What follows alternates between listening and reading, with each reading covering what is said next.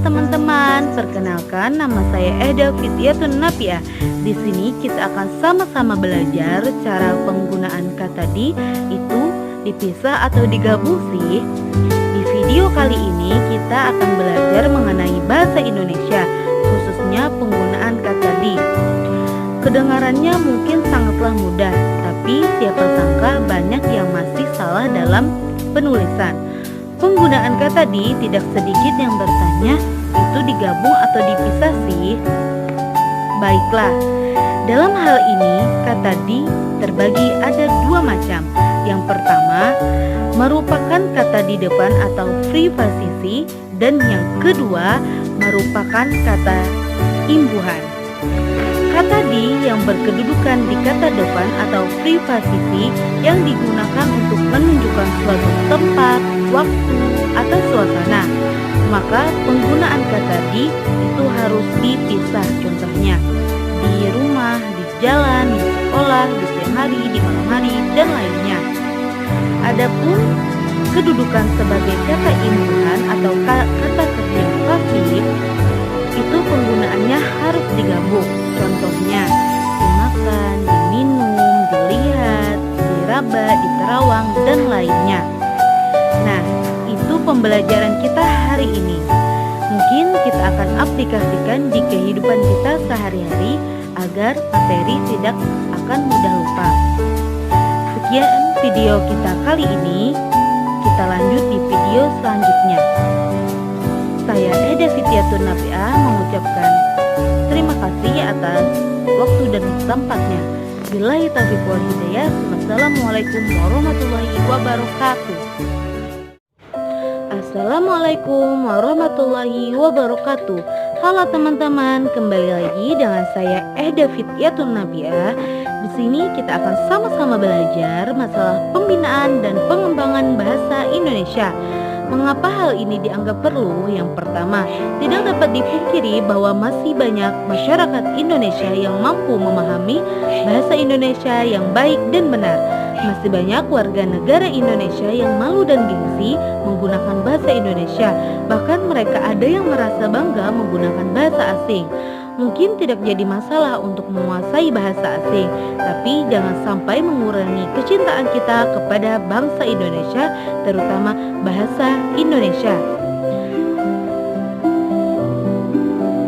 Sebagaimana yang diserukan oleh Balai Bahasa Indonesia, utamakan bahasa Indonesia, lestarikan bahasa daerah, dan kuasai bahasa asing.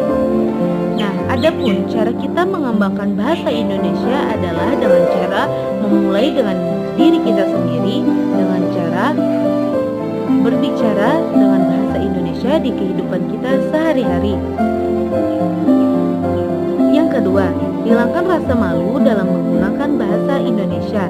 Mengapa harus gengsi sedangkan ini adalah kebanggaan kita, sedangkan banyak di luar sana orang asing yang tertarik dengan bahasa Indonesia. Yang ketiga, menjadikan lembaga bangsa Indonesia yang berbasis bahasa Indonesia. Misalkan dalam pelajaran di kelas kita menggunakan bahasa Indonesia. Yang keempat, menggunakan bahasa Indonesia dengan forum penting atau di situasi yang formal.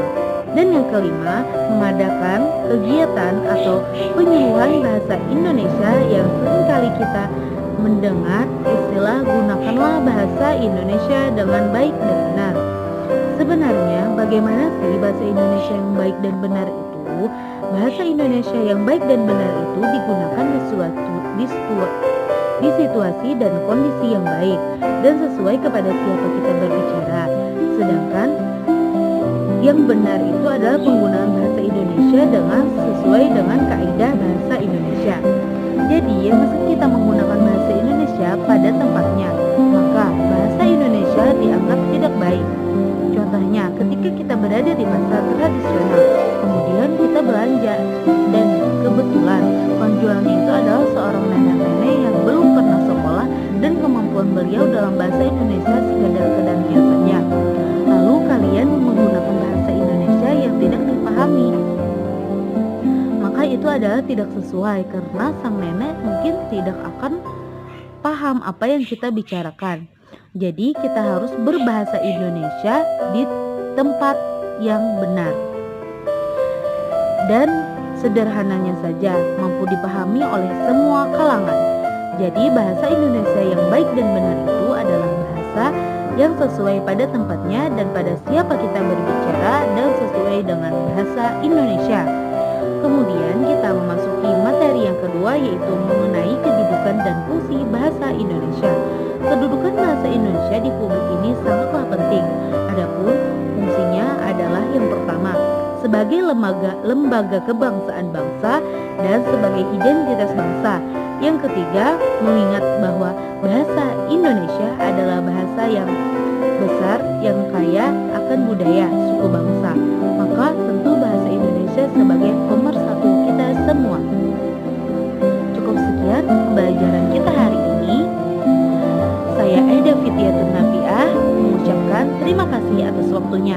Billahi taufiq wal hidayah. Wassalamualaikum warahmatullahi wabarakatuh. Assalamualaikum warahmatullahi wabarakatuh. Halo teman-teman, kembali lagi dengan saya Eda Fityatun Nafiah. Di sini kita akan sama-sama belajar masalah ragam bahasa Indonesia. Ragam bahasa Indonesia adalah variasi bahasa menurut pemakaian yang berbeda-beda, menurut topik yang dibicarakan, menurut hubungan bicara orang yang dibicarakan, atau menurut video. Negara Indonesia merupakan negara yang kaya akan suku dan suku bangsa dan bahasa tentu saja. Bahasa digunakan berbeda-beda, maka disitulah fungsi bahasa Indonesia sebagai pemersatu bangsa. Selain berbagai macam bahasa, bahasa Indonesia juga memiliki ragam. Contoh, ketika kita berbicara dengan seorang dokter yang kita masih jarang mendengarnya, atau kita berbicara dengan ahli hukum